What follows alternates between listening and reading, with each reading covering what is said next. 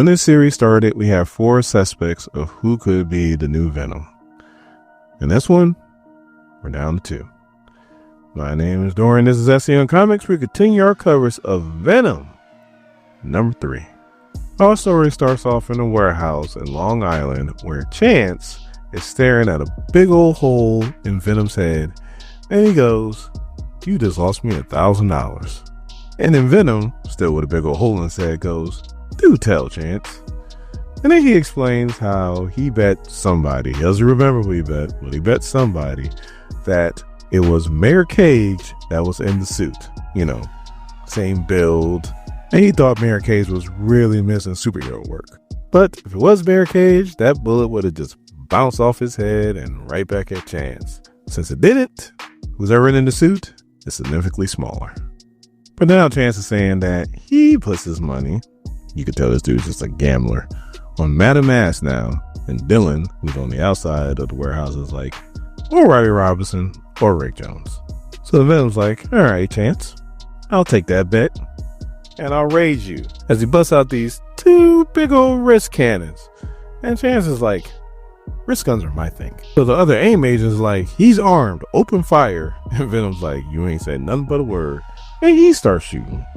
So they come out as balls, look like little cannonballs, but they hit, and then they spread like webbing. This is his version of impact webbing. He shoots one dude who's about to shoot a gun. It covers the gun, and the dude's like, shoot, all right, pull the trigger. So one of the dudes that's webbed up is like, it's okay, you still got 5 seconds. To access the emergency matrix, invent the exponential concussive force through the secondary fusion ventilator displacement chamber, and then it explodes. So Venom's like, oh, maybe next time build a safety that's easier to do than to say. The dude goes, thank you for your feedback. All of a sudden, somebody goes, here's some feedback. 150 decibels, courtesy of Dr. Fortissimo. And he starts hitting Venom with all of the sonics. Things like, I know you built up a resistance over the years to sonics, but this has to be hurting you. And then Chance is like, yeah, you're hurting everybody. You about to bust everybody's eardrums. And Fortissimo's like, shut up, you degenerate gambler. Nobody asked you. So then he cranks it up to the point to where now it's loud enough to start shattering glass. That's exactly what happens to the window that Dylan's looking into.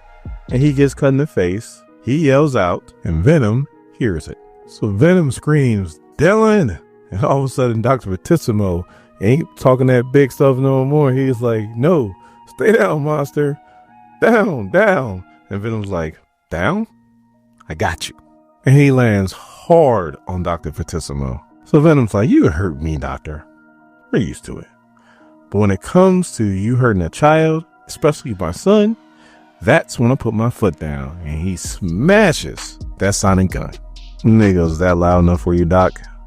Oh, and by the way, Chance, I know you got me lying up center mass. But tell me, how you like your odds? And Chance is like, you know what? No hard feelings. And Venom's like, smart. As he webs him up. So Dylan, who's on the outside, is like, man, that's going to need stitches. I'm ready to get out of here before. And Venom grabs him and goes, do you know what time it is, young man? And Dylan's like, is that supposed to be a joke? They get into a long, drawn-out argument, so I'm going to condense it down.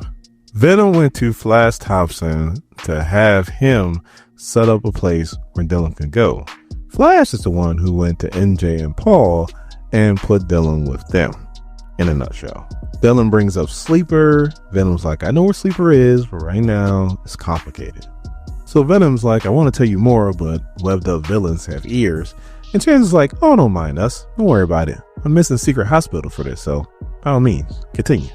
So Venom pretty much sums it up and it's like, look, no matter what's going on, just know that I always love you and I'll always be here for you, Dylan. And Dylan's like, okay, fine, whatever. Now, who's in the suit? Is it Robbie Robinson? Is it Rick Jones? Or is it Masque? And all of a sudden you hear, clearly, it can't be me. As Masque shows up. So Venom's like, get behind me, Dylan.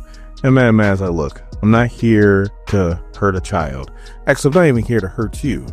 I'm here to thank you because if it wasn't for you, I wouldn't have got away from the courtroom.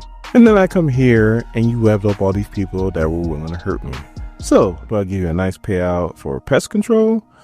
or do we have a problem? And then Venom's like, you're a bad guy, so we always have a problem. Mad Mask goes, okay, and starts blasting. There is Incendiary around, so yeah, she's not playing no games. Venom tells Dylan to stay low, and he says he's gonna go high, and he punches the bejesus out of Mad Mask. She lands into a crate of ammo, and she was like, nice, very nice. You wounded me, Venom, but let me ask you a question. Are you gonna come get me and let all these people burn up in here, because there's a lot of ammo in here and it's already on fire? Or are you going to take care of the fire and let these low life lives? If you do that, I'm gone. And Venom goes, we're not done, Masque. And she goes, I sincerely hope not. So he starts putting out the fire using his webbing, and Dr. Fortissimo's like, fire resisting webbing. Fascinating. And Venom's like, do me a favor, be quiet. So Dylan sneaks back into his bedroom. He thinks he got away with it. But no. Paul, Mr. Top Knot himself, is waiting on him. He goes, you know, me and MJ's been worried sick and she's out there looking for you right now. And Dylan's like, shove it, Top Knot, I don't owe you anything. And finally, Paul's like, look, dude, I don't want to hear it. I'm doing what your dad's not doing. I'm here and I'm trying hard, doing my best every day to try to make up for what I did wrong. And all I do is get grief. You know what? Stay in your room. I'm tired of you. Which I would have said the same damn thing. Newfangled kids these days, boy. Tell you what. So then we cut to Mad Mask, and she's talking to somebody. She's like, look, I want A.I.M off my back. You want control of A.I.M. I feel like we can help each other. Plus, also too, when I was dealing with Venom, I got this from him, as she shows a sample of Venom. And who is she talking to? Well, the mental organism designed only for killing. Or MODOK.